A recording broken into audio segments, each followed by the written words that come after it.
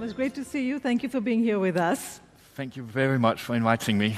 And just a quick reminder to all of you, once again, we'd love to have you involved, so do send us your questions. The QR code is on the back of your badge, so you can scan it and send us your questions. That would be great. Thomas, now we know that the pandemic was really challenging for the food and beverage industry, but your sales tell a slightly different story. You had an amazing quarter in the third quarter of 2021. That was your strongest sales quarter ever. How are sales looking now? Even better. Amazing? So that's Really? amazing. We just had our best month ever in May. And what the pandemic did to us, it was a real curse, as it was to everyone in the industry, but it also forced us to really look at what we had done in the years up to the pandemic, what we needed to redo in our operating model, but then also it gave us the possibility to really, the digital transformation happening in an industry, to really give it a big push. And that's where we see the benefits today, that the sales channels we did not have prior to the pandemic are now an important part of our business. So digitization is what's behind this spike in sales? Partly. So now digital turnover is 30% of our total sales. But with that said, even the turnover in our stores are above 10% to what we saw prior to the pandemic. And the digital transformation means you introduced your app, for example, which makes it very easy to I order. hope that everyone here has downloaded it or will download it, as we will open up in Doha in the next 2 months.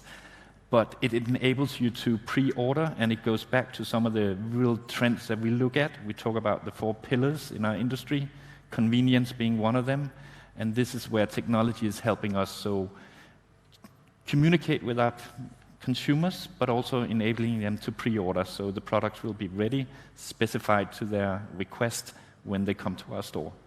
And I know you're focusing heavily on the Middle East. You're opening stores not only in Doha, but across the region. So can you give us a sense of where you're opening in the region and some numbers? Yes, we are very excited, and when we look at our stores in London, it's like our turnover is down in West London, in Mayfair and Marylebone by 40% during the Ramadan. So you can see that we have some confidence when we go into the Middle East market. We've been waiting for many years. Now we're ready. We've been talking to, I would say, 100 partners here. Very happy with the partners that we chose in the end, who really speak our brand, and that has been the most important thing. People that we believe that really understand who we are and are able to communicate the same DNA as we do in Europe and the US. So in Qatar, we will open in September. In the UAE, we will open in August. And in Saudi Arabia, we will open in September. And then following with the Kuwait, that also will see openings here in 2022. So by the end of the year, we'll have 10 units open in the region. And are the units you're opening in the Middle East, are they going to have a franchise model, or are you going to own them? This is like a new way of operating for us. Yep. It will be franchise partners. But as I said before, the partners that we have chosen in the region, we have chosen them very selectively, having a number of discussions with them, not only looking at their credentials, but also how they understand our brand and resonates with our brand. Now, I have to ask you about your IPO. There is a lot of curiosity about your IPO. When might that be, and where do you think you'll list, the US or back home in Denmark?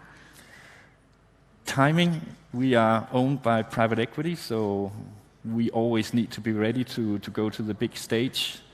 For me, as management, we do believe, and it also is in agreement with our shareholders, that an IPO is a very feasible next step for Joe & The Juice. We have great growth plans going forward to really be like a high grower in the industry. And where do I see our peers? It is not as much in Denmark. It's more likely in the US. More likely in the US. competition is. In terms of timing, you must have some idea. Probably sooner rather than later. So How soon? in the next 12 to 24 months, you are more likely to see us. Okay, next 12 to 24 months. Now, I want to talk to you about inflation. It's been a really important topic over here. It's come up with a number of speakers. It's a real concern. People are feeling it, and it's affecting the way people spend, right? And people are really looking at their money and asking themselves, can I live without this? How are you going to convince people that they can't live without their 6-pound Joe and the juice?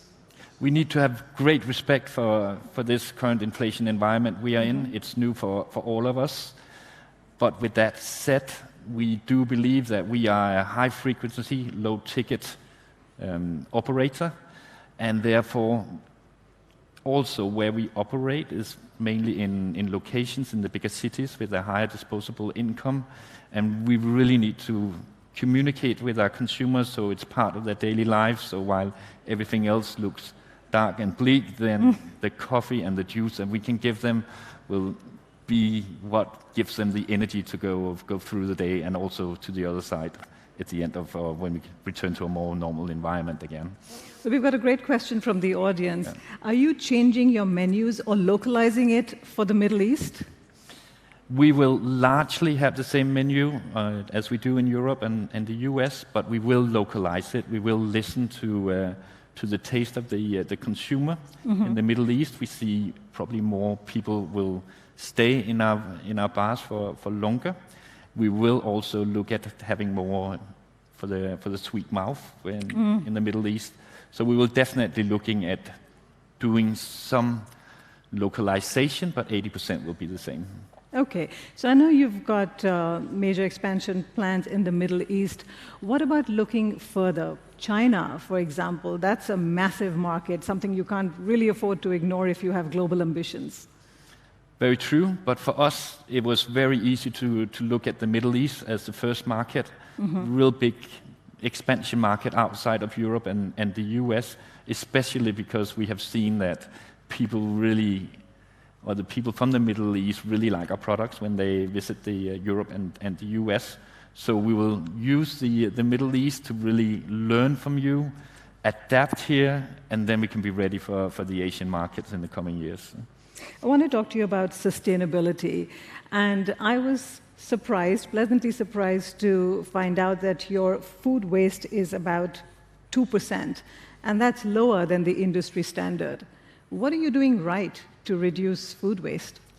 It's a made-to-order concept, so we only produce what you order, and we are very aware of not having things prepared because then you have to dispose of them after a number of hours.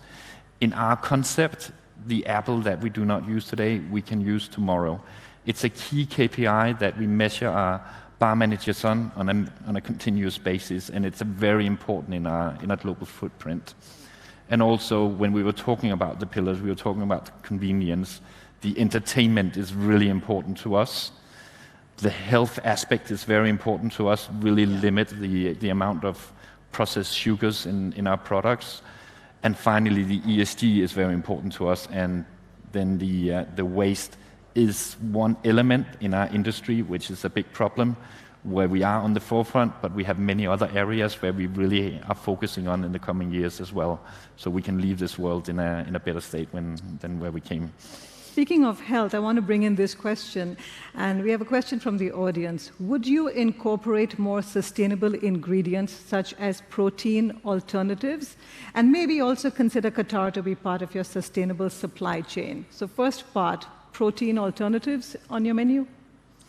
Definitely, and if you look at where we have been developing in recent years, it's been a lot of plant-based alternatives.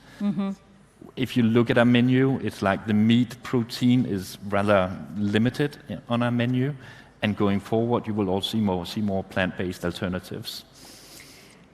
And with sustainability, we work with a number of suppliers. We already have agreements with a number of suppliers to really ensure that we source responsibly.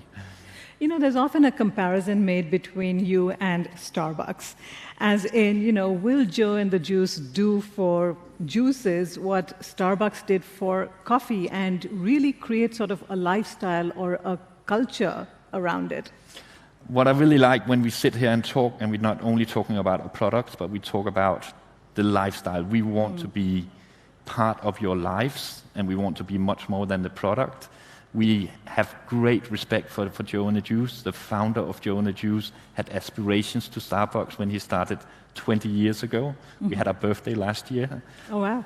So been around, but we do believe that we are what Starbucks was in the 90s. So watch out. Good note to leave it on. Thank you so much for being with us today. Thank you.